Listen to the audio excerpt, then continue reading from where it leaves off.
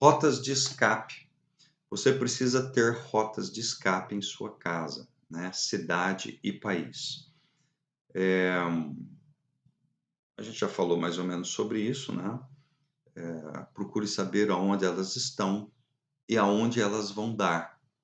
Às vezes você pega uma rota de escape que você vai sair da panela fervente para cair dentro da frigideira, né, se é que você me entende. Então, não use aquela rota, não use aquela rota.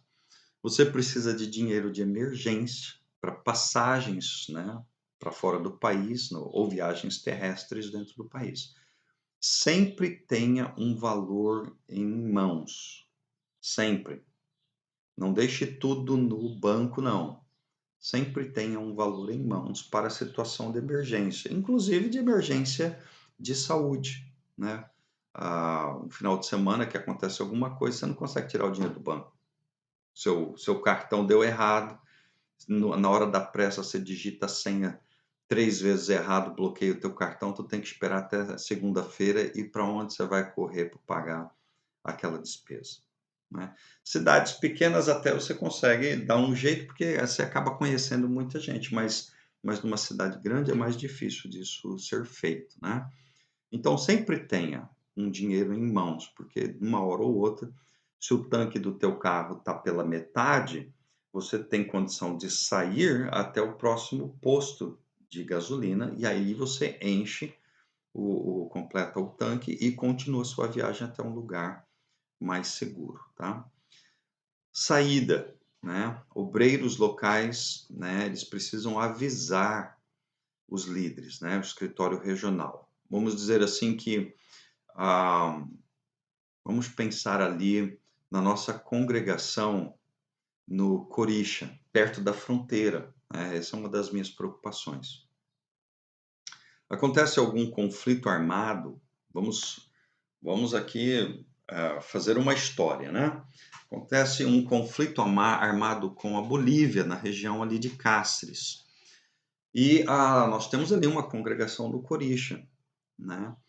E os irmãos dali precisam ser avisados, precisam ser instruídos o que fazer em caso de que a igreja, os irmãos da igreja, ou o obreiro daquela igreja, daquela congregação, tenha que sair do lugar. Então, nós temos que estar avisando os nossos líderes. Então, liga para os pastores da região, liga para a nossa associação, né, o presidente da nossa associação, o pastor John Lennon, o pastor Ronildo, ou o pastor Emanuel, liga, avisa, né, ou qualquer um de nós, nos avisa, deixa-nos saber o que está acontecendo, né? Se tem estrangeiros, a situação pode ainda ficar mais complicada, porque nós corremos o risco de estarmos abrigando estrangeiros e a gente não sabe, às vezes, quem é o estrangeiro, né? Mas aqui, o que está escrito aqui no PowerPoint é estrangeiros, né? Pega eles e leva eles para o aeroporto ou local já preparado como destino, né? Então, precisa sair, precisa saber o que fazer nessa saída. Você vai sair sozinho, você vai sair com várias pessoas, você vai fazer um comboio de carros para um determinado lugar, você vai usar um carro só, quem é que você vai levar nesse carro, né?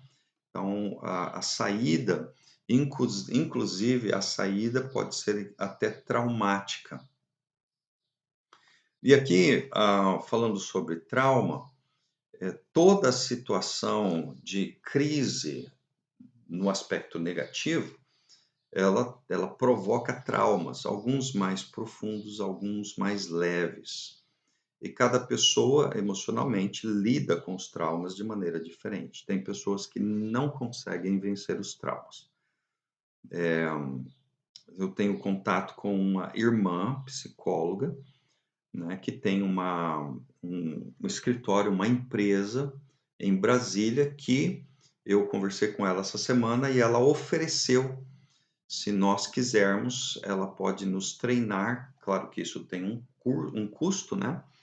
mas nós podemos fazer um grupo de líderes, pastores e líderes de igreja local, e ela nos treinar online num treinamento de 15 horas sobre como lidar com trauma em situações de crise, tá? Então, havendo interesse, por favor, me comunique, a gente pode organizar isso com ela, e ver preço e tudo mais. Eu acho que isso é uma coisa super importante, super importante. Áreas de alto risco. Discuta com a família o que fariam em uma emergência. Estas coisas precisam ser conversadas entre família. E você pode pensar assim: ah, pastor, mas como é que eu vou conversar isso com as minhas crianças? Minhas crianças são pequenas, eu vou provocar medo nelas. Irmãos, eu já vi cada história que foram provocadas por crianças por não terem sido instruídas pelos pais.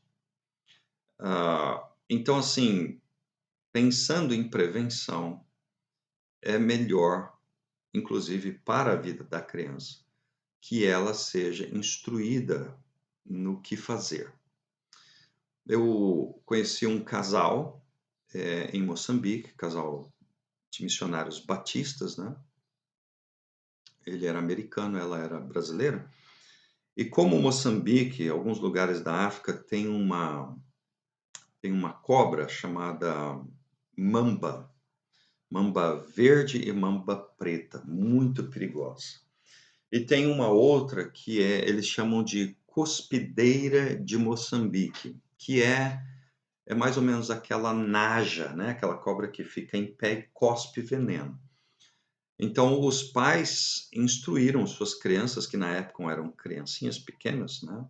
3, 4, 5 anos, eles tinham 3 filhos, instruíram os filhos em como estar atentos para a possibilidade de cobra. E olha que a gente morava na cidade, mesmo assim existia.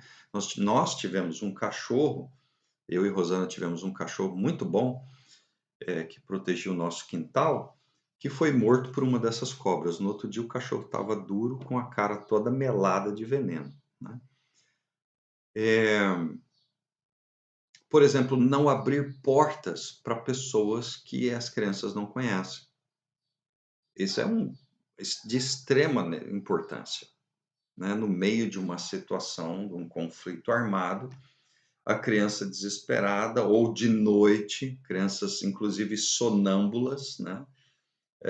Podem querer abrir a porta e colocar toda a família ou todo o pessoal que está contigo em risco, né? Então tem que avisar essas crianças, né?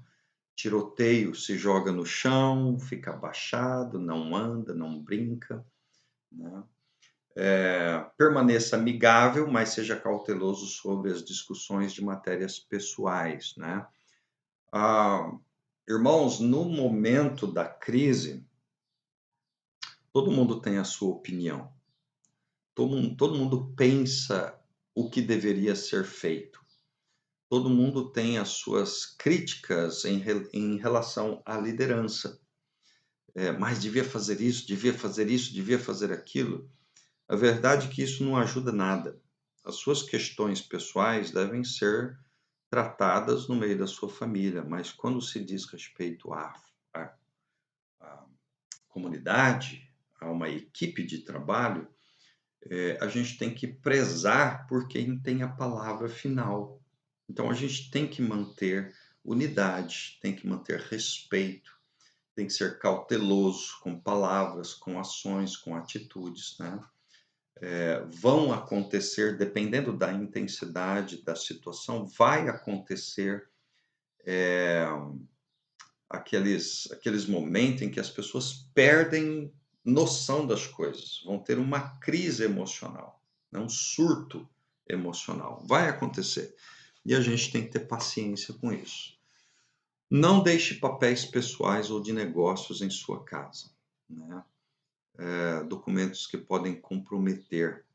Principalmente, por exemplo, nós missionários que vivemos em países de alto risco e fechados para o evangelho, certos tipos de documento pode comprometer você e pode comprometer a sua equipe, né?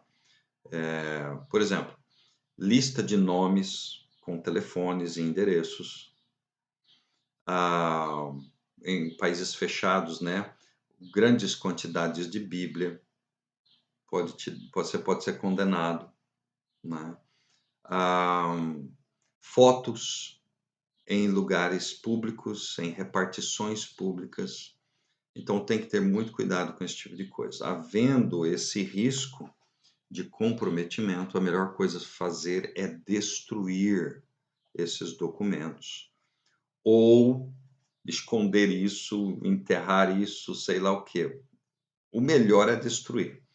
Inclusive equipamentos eletrônicos, né? Computadores, HDs externos, pendrive. Eu conheci um rapaz em um país que eles estavam entrando num país fechado, como equipe, e o líder dele foi preso na fronteira, porque ele estava com um pendrive no bolso. Alguém entregou para ele na última hora, antes de passar na fronteira, e ele não teve tempo de saber o que é que tinha dentro do pendrive.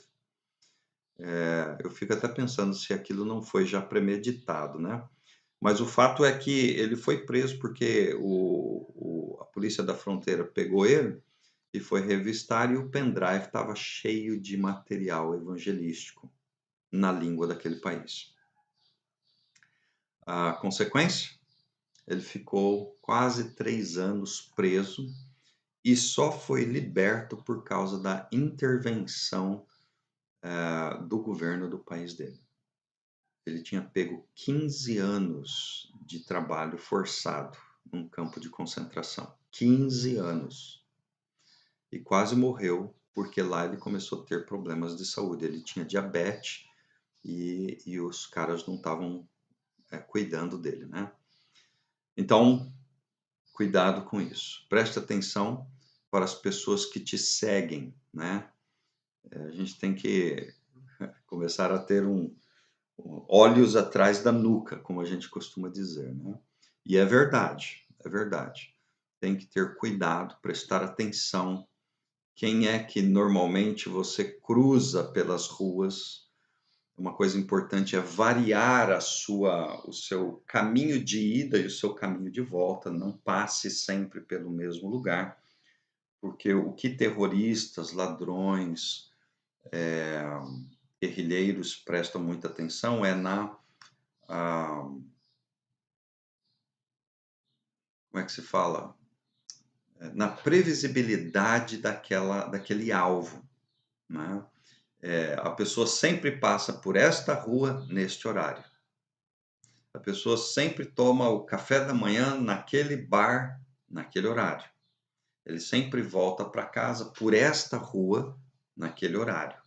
Isso é previsível e isso te faz ficar uma pessoa fácil, uma presa fácil para esse tipo de gente, né? Mantenha uma nota mental de refúgio seguro. Aquele mapa que eu te falei, tenta decorar, de verdade, tenta decorar as ruas e os lugares, tá? Decore isso, decore números de telefone, tá? Informe alguém os seus planos de viagem, se você tiver que sair, né? Ah, e aqui a gente não está falando tanto de uma situação de guerra. Nós estamos falando de uma possibilidade em que tudo está bem, mas existe um risco, tá? Então, evite horários previsíveis e rotas de viagem previsíveis. Recusar pacotes e encomendas inesperadas, né? Por isso que eu falei desse exemplo do pendrive, né? Se você vai pegar um avião, principalmente o avião, cuidado, não receba pacotes de última hora para entregar para o fulano de tal. Ah, me faz um favor, leve isso daqui para o fulano de tal. Não receba. Não receba, porque você não sabe o que está dentro, tá? Pode ser droga, Por exemplo, em alguns países que eu já visitei, tráfico de droga é pena de morte. Nós tivemos aí alguns brasileiros sendo executados na Indonésia por causa disso. Mas eles foram conscientes, né? Eles sabiam que estavam levando aquilo. Você pode ser comprometido, né? E pegar uma pena de morte ou cadeia de graça só porque quis fazer um favor para alguém, levando um pacote que você não sabia o conteúdo. Então, não leve, mesmo que seja dentro de um ônibus, não leve, tá? Formule um plano de ação para o que você vai fazer se uma bomba explodir ou um tiroteio. Quando nós estávamos em Zimbábue, em 99 ou 2001, alguma coisa assim, 2001, a situação do país estava ficando muito séria, né, politicamente falando, invasões de terra e tudo mais, e estava perto da eleição presidencial. Então, nós tivemos duas situações de ouvir explosões de bombas, uma no centro da cidade e outra a 20 quilômetros da nossa casa, mas nós sentimos o impacto da explosão na nossa casa. Os vidros da nossa casa balançaram com o impacto da explosão. Para você ver o tamanho da explosão, 20 quilômetros de distância, né? Ah, então pense sobre isso. Se uma bomba explodir, né, um tiroteio acontecer, qual que é o seu plano de ação? Verifique se há fios soltos ou outras atividades suspeitas, né? Ou fios, alguma coisa no seu carro que está diferente, né? Canos de freio cortado, né? Algum fio solto, pode ser que o teu carro tenha sido plantado uma bomba dentro do teu carro, né? Quando você parece coisa de filmes, né? Mas eu estou falando isso é verdade, irmãos. Isso é verdade. Desculpa a maneira como o meu PowerPoint está aí meio feio na divisão das palavras, né? Ficou meio estranho aí. Se você estiver em uma situação de tiro, caia no chão, fique o mais baixo possível e não se mova até que você tenha uma certeza de que o perigo passou. A gente já falou sobre isso. Eu acho que eu vou parar por aqui, porque essa segunda parte aqui, essa parte aqui é um pouco mais técnica, né? Muito importante também, mas eu vou parar por aqui e um outro dia eu gravo o resto, tá bom? Muito obrigado pela sua atenção. Esse vídeo vai ser dividido em pedaços, tá bom? Para você acompanhar com mais foco. Um grande abraço, Deus te abençoe.